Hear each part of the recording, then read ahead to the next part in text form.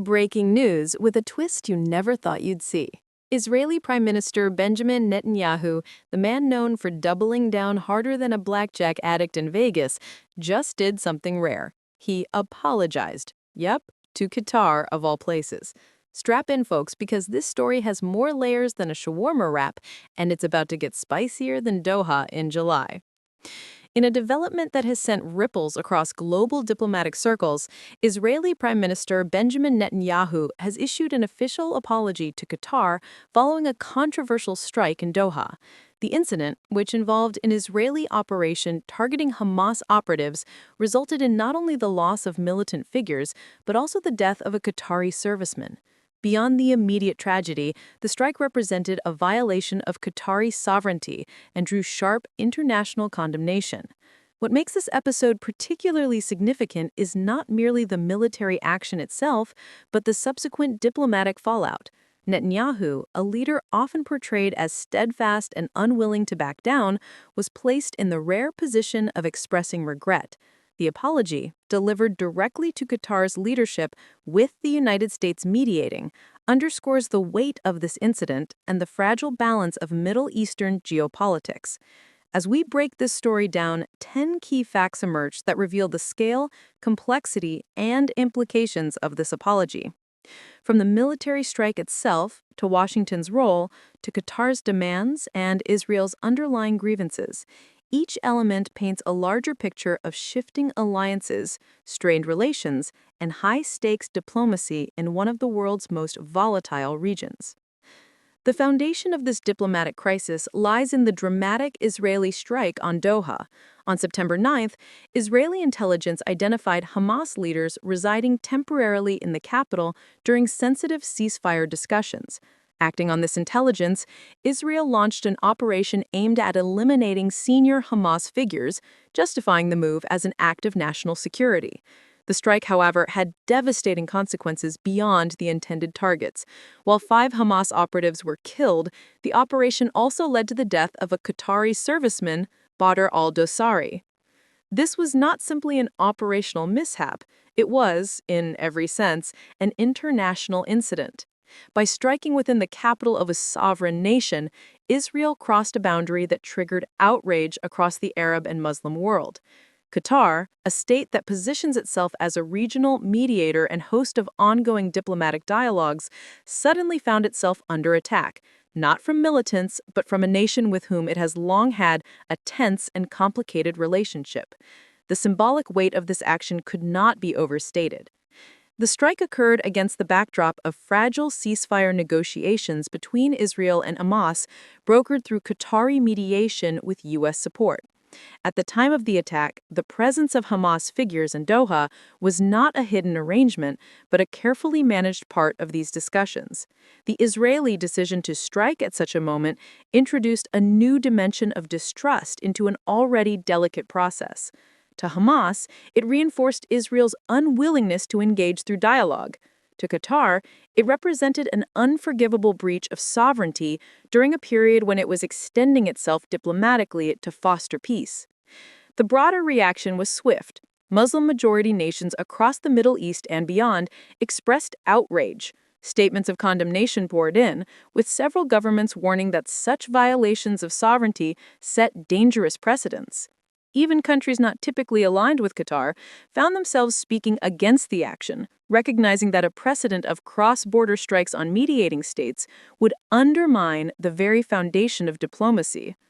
For Israel, the military objective may have been partially achieved, the elimination of several Hamas operatives, yet the political cost far outweighed the tactical gain.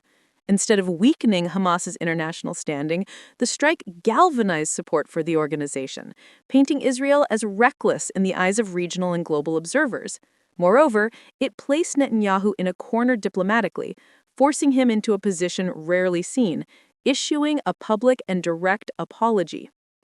The Doha strike thus became the first and most significant fact in this unfolding story. It was not simply another skirmish in the long conflict between Israel and Hamas. It was a moment that pulled multiple states, including the United States, into the fray. By striking in Doha, Israel transformed what might have been an isolated military action into a global diplomatic crisis, laying the groundwork for everything that followed. And when you strike in the backyard of a country that not only mediates peace talks, but also hosts America's largest military base in the Middle East, the fallout doesn't stop with a single apology. It drags the world's most powerful player into the room. And that's exactly where Fact 2 begins. Prime Minister Benjamin Netanyahu is not a figure known for public contrition. Throughout his long career, he has cultivated an image of resilience, determination, and defiance.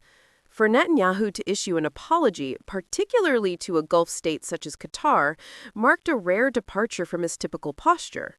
This alone elevated the significance of the incident beyond its immediate political context. The apology was delivered directly to Qatari Prime Minister Sheikh Mohammed bin Abdul Rahman Al Thani. Crucially, this communication did not occur in isolation. It was part of a three-way call facilitated by Washington, with U.S. President Donald Trump present during the exchange. This format underscored not only the seriousness of the situation, but also the weight of U.S. involvement in diffusing the crisis.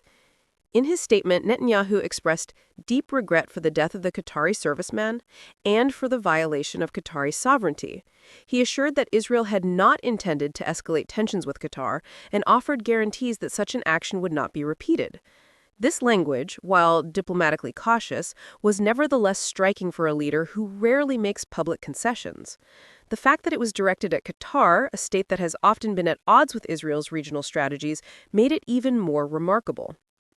Qatar's acceptance of the apology was equally significant.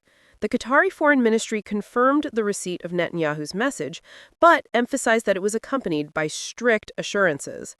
Doha made it clear that while the apology was acknowledged, it did not erase the seriousness of the violation. Instead, it placed Israel on notice. Any repetition of such actions would have consequences far more severe. The involvement of President Trump in this diplomatic exchange highlighted the strategic importance of Qatar to U.S. interests. Hosting the Al Udeid Air Base, the largest U.S. military installation in the Middle East, Qatar is indispensable to Washington's regional operations. For the United States, an escalation between Israel and Qatar risked destabilizing not only diplomatic efforts, but also critical security infrastructure. By stepping into the apology process, Washington ensured that the issue was contained before it spiraled further. The apology also revealed the limits of Israel's military strategy. While Israel has long pursued a policy of targeting militant leaders wherever they are found, this episode demonstrated that there are geopolitical red lines that cannot be ignored. Striking within Doha crossed one of those lines. For Netanyahu, the necessity of apologizing was a tacit acknowledgement that the pursuit of short-term military objectives could not justify long-term diplomatic isolation. Domestically, Netanyahu's apology carried political risks.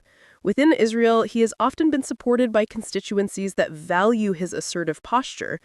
A public act of contrition risked being perceived as weakness. Yet the decision to apologize reflected the calculation that international costs outweighed domestic criticism. By publicly expressing regret, Netanyahu sought to preserve Israel's broader strategic relationships, particularly its alignment with the United States, while limiting the damage with Qatar. In the wider Middle Eastern diplomacy, the apology signaled a rare moment of restraint in an environment often dominated by confrontation. It suggested that even the most entrenched leaders can be compelled to step back under sufficient pressure. For Qatar, it demonstrated that its role as mediator and host of international negotiations carries real weight. For the United States, it was a reminder of its ongoing necessity as the ultimate stabilizer in the region. But apologies in global politics are never isolated gestures. They are responses to pressure, to power, and to strategic realities. And in this case, it was U.S. pressure, unmistakable and immediate, that transformed Netanyahu's posture from defiance to contrition. That takes us directly into Fact 3. No element of this story can be understood without acknowledging the role of the United States. The moment Israeli missiles struck Doha, Washington faced a crisis that extended far beyond the question of sovereignty. Qatar is not just another Gulf state. It is the host of the Al Udeid Air Base, the largest U.S. military installation in the Middle East. This facility is central to American operations across the region, supporting missions in Iraq, Syria, and Afghanistan. Any attack on Qatari soil, intentional or otherwise, carries with it implications for U.S. security interests and credibility. The American response to the incident was immediate. Senior officials in Washington recognized the potential for escalation and understood that silence was not an option. Within hours, U.S. diplomatic channels were activated. Conversations took place between American and Israeli officials, followed by urgent discussions with Qatari leadership. At the heart of these exchanges was one central message: Israel's actions were unacceptable, and the fallout had to be contained swiftly. President Donald Trump's decision to personally participate in the three-way call that included Netanyahu and Qatari Prime Minister Sheikh Mohammed bin Abdulrahman Al Thani underscored the seriousness with which the United States approached the crisis. For an American president to directly facilitate an apology was no small gesture. It sent a clear message to all parties involved that Washington would not tolerate destabilization of its critical partnerships in the Gulf. The pressure exerted on Netanyahu was unmistakable. Israel has long relied on its strategic alignment with the United States, not only for military aid, but also for political cover on the international stage. To risk straining that relationship over a strike in Doha was a gamble Netanyahu could not afford. The apology, therefore, was not simply a gesture of goodwill toward Qatar. It was, in large part, the price of maintaining Washington's continued support. From Qatar's perspective, U.S. involvement validated its position as more than just a small Gulf state. By hosting Al Udeid Air Base, Doha had ensured that its sovereignty was tied to broader American interests. When Israel violated that sovereignty, the United States had little choice but to intervene on Qatar's behalf. This reinforced Qatar's sense of leverage and emphasized the value of its role as both a mediator in regional conflicts and a host of indispensable American infrastructure. International observers were quick to note the symbolism. Israel's military strike may have been unilateral, but its diplomatic consequences were multilateral.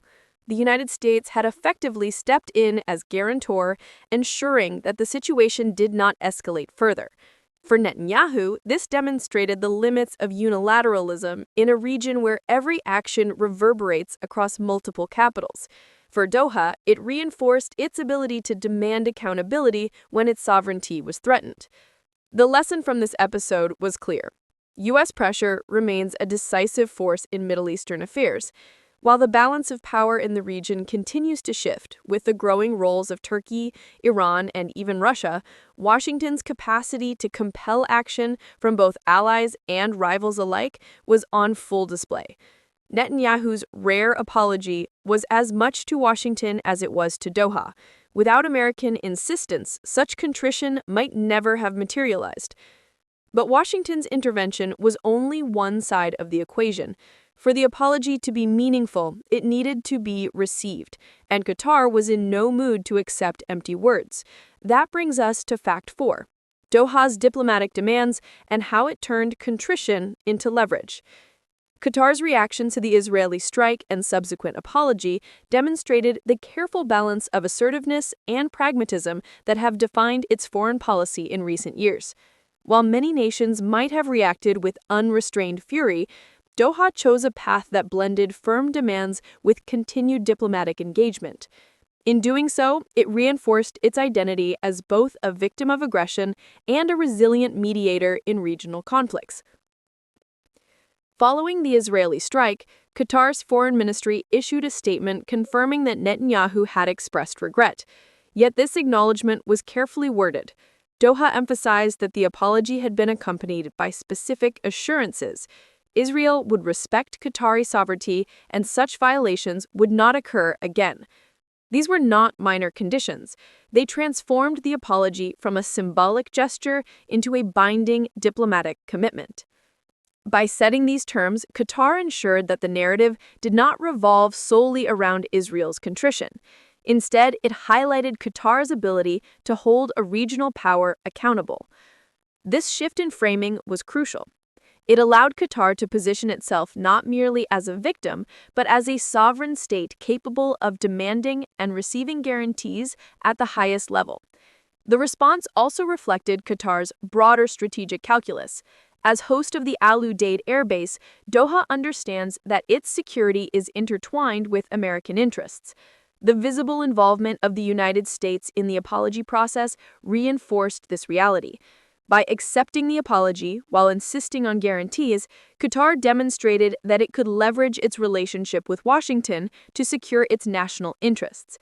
In the regional context, Qatar's measured approach stood in contrast to the more confrontational postures of other states. While public condemnation of Israel was widespread, Doha avoided inflammatory rhetoric that might have closed the door to further mediation efforts.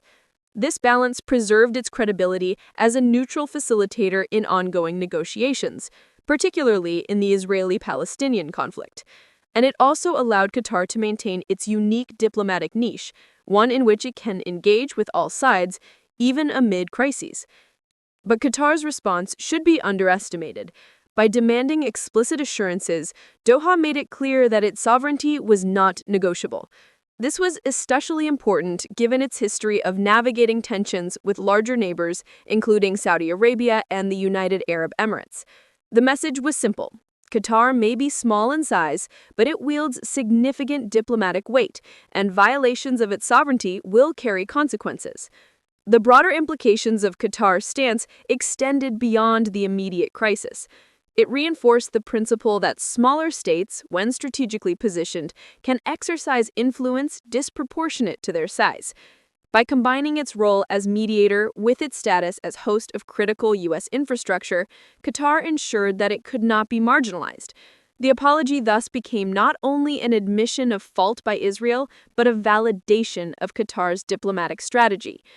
But while Qatar underscored its strength by setting terms, Netanyahu couldn't resist using the moment to air his own grievances. The apology may have been directed to Doha, but it came with a list of complaints that revealed Israel's deeper frustrations. That's where Fact 5 begins. While Netanyahu's apology to Qatar was the centerpiece of this unfolding story, the Israeli leader did not let the moment pass without raising his own set of grievances. During the three-way call involving U.S. President Donald Trump and Qatari Prime Minister Sheikh Mohammed bin Abdul Rahman Al Thani, Netanyahu shifted part of the conversation toward Israel's long-standing frustrations with Doha's policies. His comments underscored the deep complexities beneath the surface of the apology. Central to Israel's complaints was Qatar's relationship with Hamas. For years, Doha has provided political and financial support to the Palestinian group, presenting itself as a humanitarian actor while facilitating the flow of resources to Gaza. From Israel's perspective, this support has only served to embolden Hamas and prolong the cycle of violence. In his remarks, Netanyahu stressed that the continued Qatari backing of Hamas undermined Israel's security and complicated peace efforts. In addition, Netanyahu pointed to the influence of Qatari-owned Al Jazeera. The news network, with its extensive reach across the Arab world and beyond, has often been critical of Israeli policies. Netanyahu described the channel as a vehicle for anti-Israel sentiment, alleging that its coverage fosters hostility against the Jewish state, both regionally and internationally.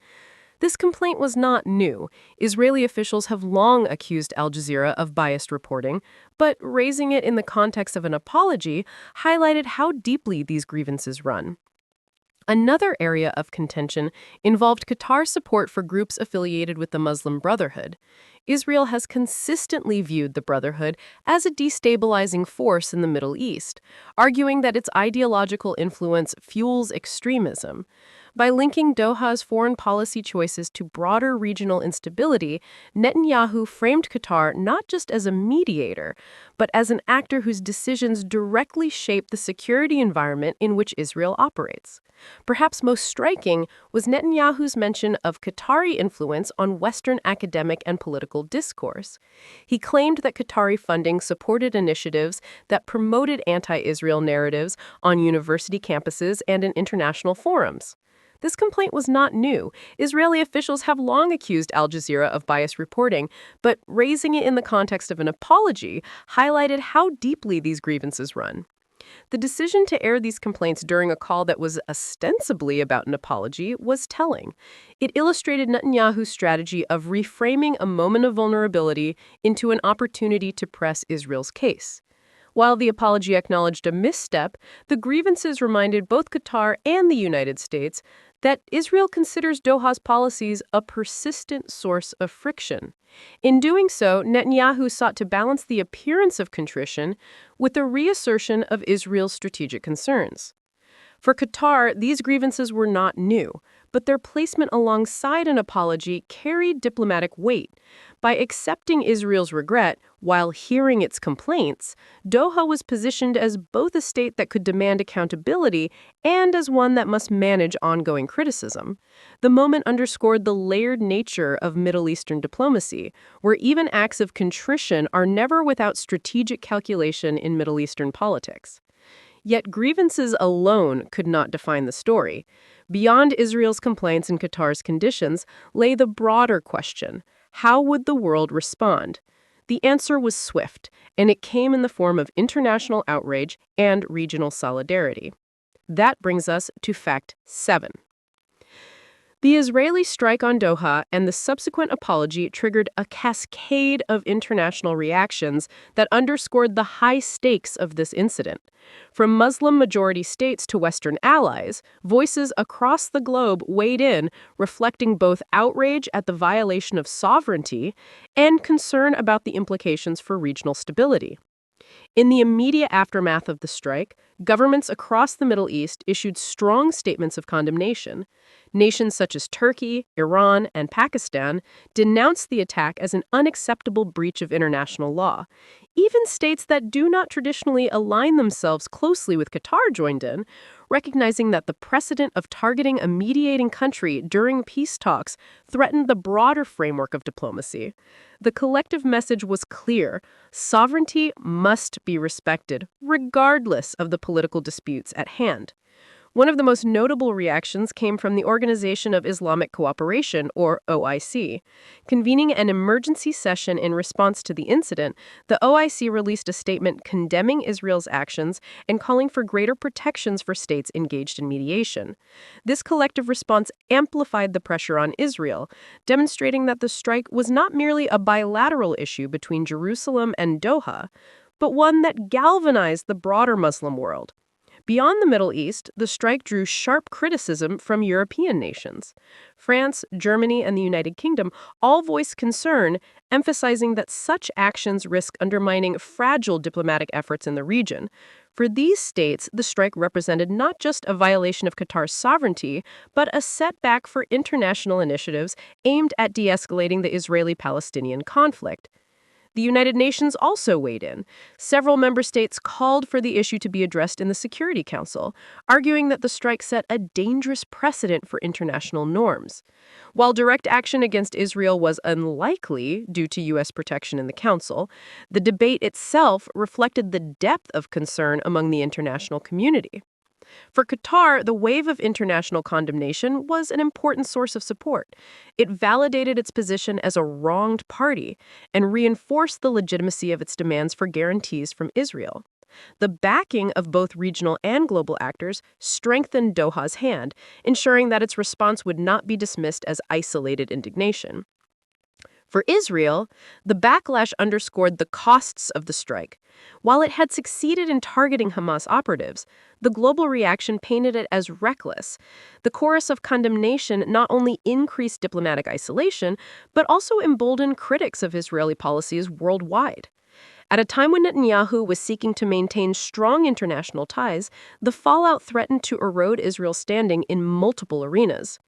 The international response also highlighted the interconnectedness of modern diplomacy. A strike intended to target a small group of militants instead reverberated across continents, drawing in organizations, governments, and institutions. This demonstrated that in today's world, even tactical military actions cannot be viewed in isolation. They carry ripple effects that shape alliances, reputations, and strategic balances far beyond the battlefield. Ultimately, the wave of international condemnation reinforced the central reality of this crisis. The Doha strike was not just another episode in the long conflict between Israel and Hamas. It was a moment that galvanized global attention, underscored the importance of sovereignty, and reminded all actors that in the delicate web of Middle Eastern diplomacy, no action occurs without consequence. And while the international community made its stance clear, the real test of this episode would be at home. How would Israelis view their leader's rare apology, and what risks would it pose to Netanyahu's political standing? That is where Fact 7 takes us. While the international community was quick to react to the Doha strike and Netanyahu's subsequent apology, the reaction within Israel itself revealed the complex domestic pressures facing the prime minister.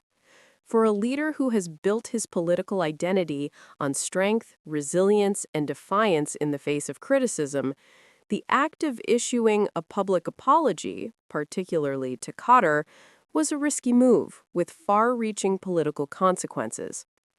Netanyahu has long relied on his reputation as a strong leader who does not bow to external pressures. His supporters often cite his ability to resist international demands as proof of his commitment to safeguarding Israel's security. Within this context, the apology to Qatar was viewed by some as a departure from his usual posture, raising questions about whether he had been forced into a position of weakness. Critics within Israel, particularly from right-wing factions, argued that the apology undermined Israel's deterrence and sent the wrong signal to its adversaries. To them, acknowledging fault in such a visible manner was an act that risked emboldening Hamas and other hostile actors. However, the domestic debate was not one-sided. Other segments of Israeli society viewed the apology as a necessary act of statesmanship. They recognized that the strike, while achieving short-term military objectives, had jeopardized Israel's diplomatic standing and risked alienating the United States, its most critical ally. For these observers, Netanyahu's decision to apologize was not a sign of weakness, but a calculated move to preserve Israel's strategic partnerships and prevent further isolation. The Israeli media reflected this divide.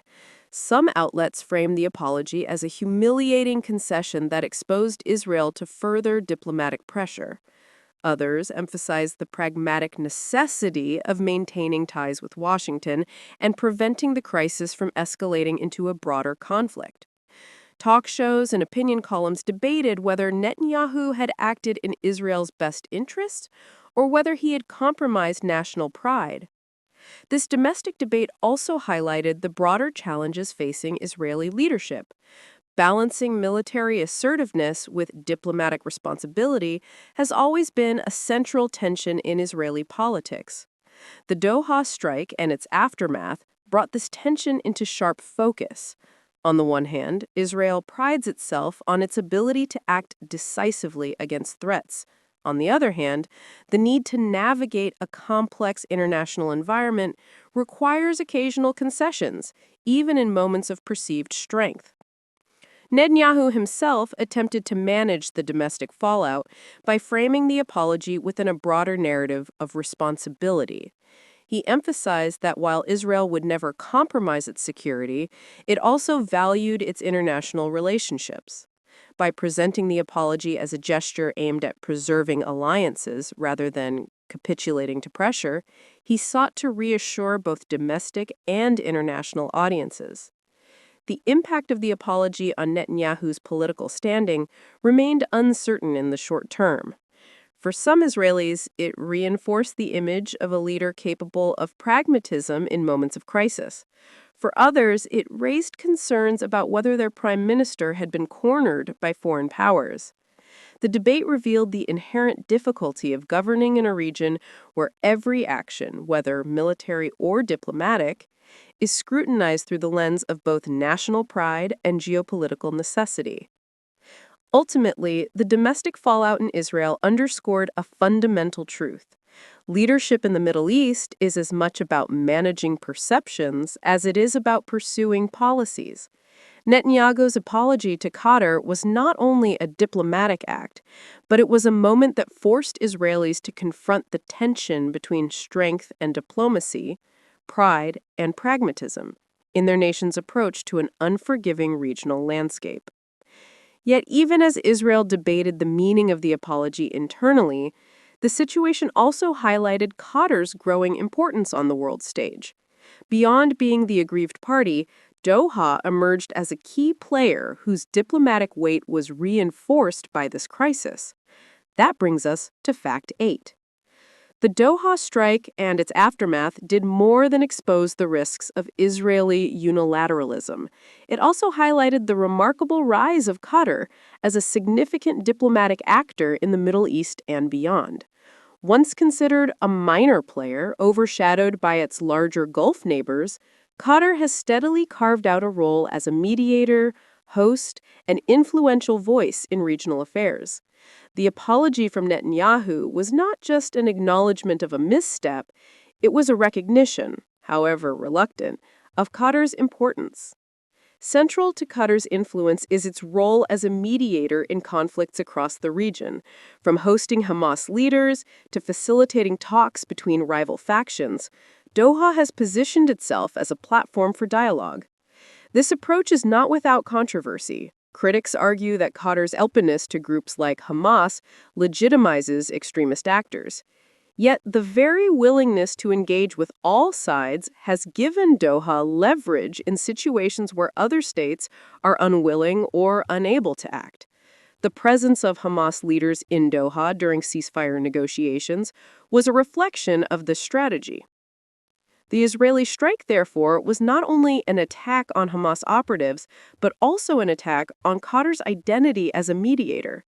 By issuing an apology, Netanyahu implicitly acknowledged that Doha's role could not be ignored.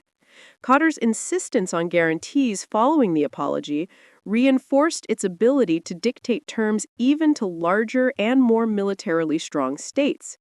This was a demonstration of soft power exercised through diplomacy, alliances, and strategic positioning.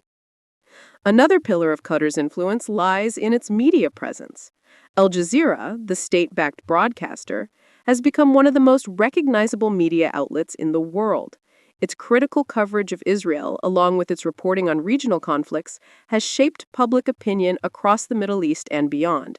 For Israel, Al Jazeera represents a persistent challenge.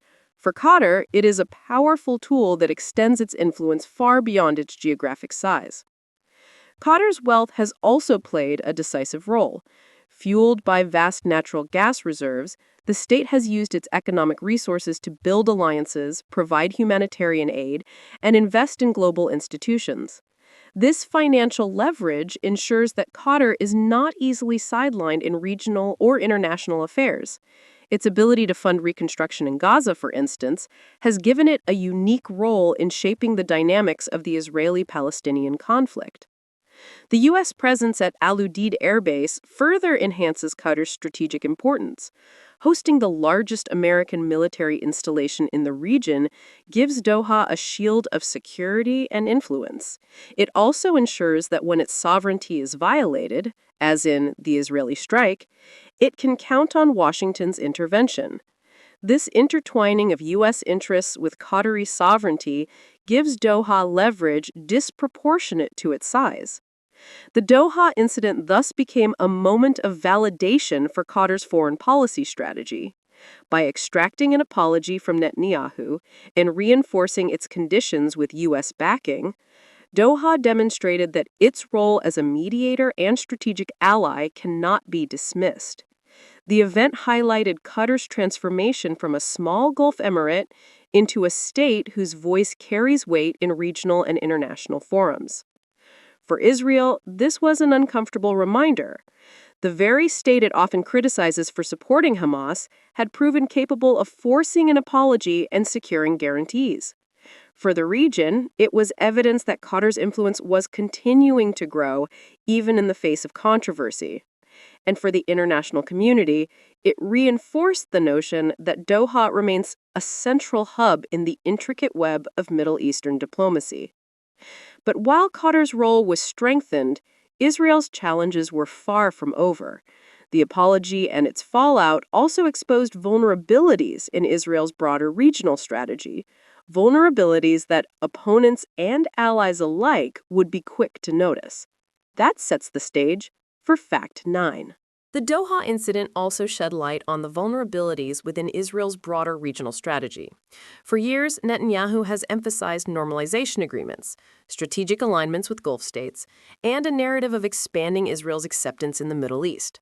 The apology to Qatar, however, exposed cracks in this strategy and reminded observers that normalization cannot shield Israel from accountability when its actions cross certain lines. The Abraham Accords, signed in 2020, were intended to mark a turning point in Israel's relationship with Arab states. Agreements with the United Arab Emirates, Bahrain, Morocco, and Sudan signaled a shift toward cooperation, particularly in areas of security and technology. Yet, the Doha strike revealed the fragility of these gains.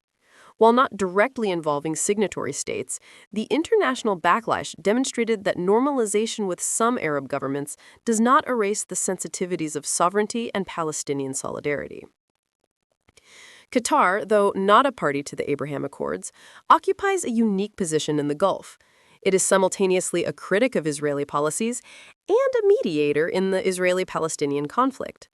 By striking Doha, Israel not only antagonized a critic, but also jeopardized the credibility of mediation efforts that are often essential in managing cycles of violence. For regional observers, this raised questions about whether Israel's strategic posture was sustainable in the long term.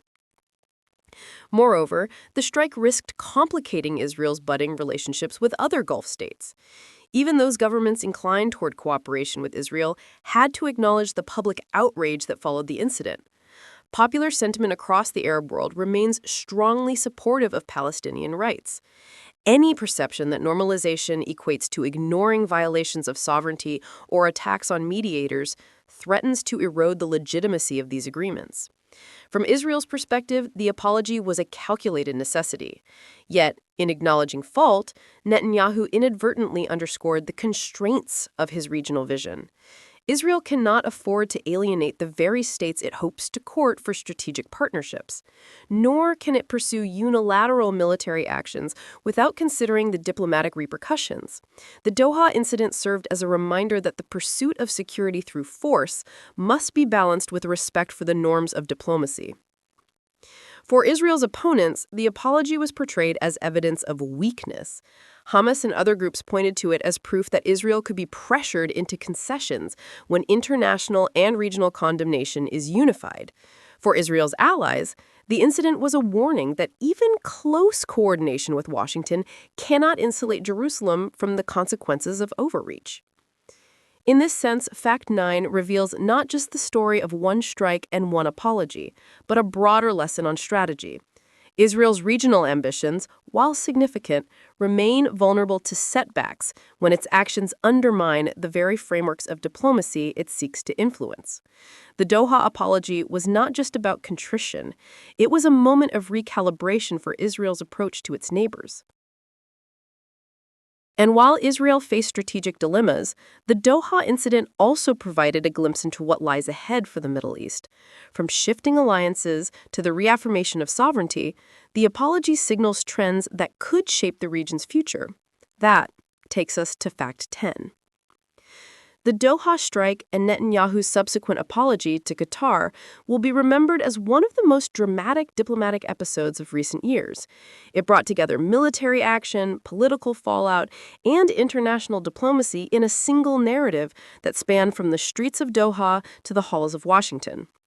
For Israel, it was a reminder that even the pursuit of legitimate security concerns must be weighed against the cost of violating international norms. For Qatar, it was a validation of its sovereignty and a demonstration of its growing influence. For the United States, it was yet another affirmation of its role as the indispensable power in the Middle East. In the end, this episode revealed the delicate balance of power, pride, and pragmatism that define the region. Netanyahu's apology may have closed the immediate crisis, but the broader questions it raised about strategy, alliances, and the future of diplomacy remain open.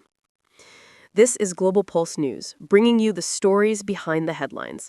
Stay informed, stay sharp, and subscribe for more analysis of the events shaping our world.